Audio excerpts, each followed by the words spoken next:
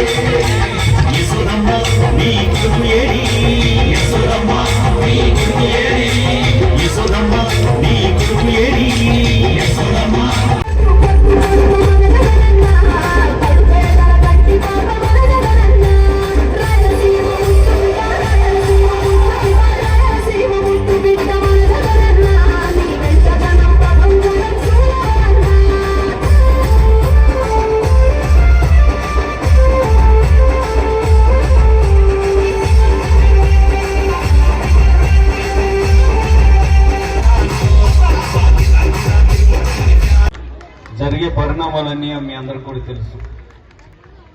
ప్రత్యేకించి చీరాల నియోజకవర్గంలో నేను చెప్పాల్సిన అవసరం లేదు. ఇంకో 2 నెలల్లో ఎలక్షన్స్ కూడా రాబోతున్నాయి.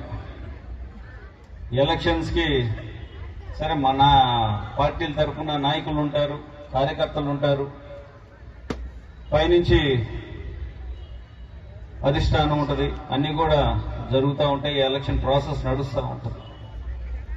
అందులో భాగంగా మళ్ళీ మీ అందరిని కూడా కలవటం, మీ అందరిని కూడా కోరటం, మీ విలువైన ఓటుని తప్పకుండా మాకు మద్దతు తెలపాలని చెప్పి కోరటం, ఇవన్నీ కూడా జరుగుతూ ఉంటాయి. కాబట్టి మరోసారి మా కౌన్సిలర్స్ ద్వారా, మా చైర్మన్ ద్వారా, వైస్ చైర్మన్ ద్వారా, మా ఇన్ఛార్జెస్ ద్వారా మీ అందరి దగ్గర కూడా మళ్ళీ వస్తాం. కాబట్టి తప్పకుండా ప్రతి ఒక్కరు కూడా మమ్మల్ని అందరిని కూడా ఆశీర్వదిస్తారని చెప్పి ఆశిస్తా ఉన్నాను.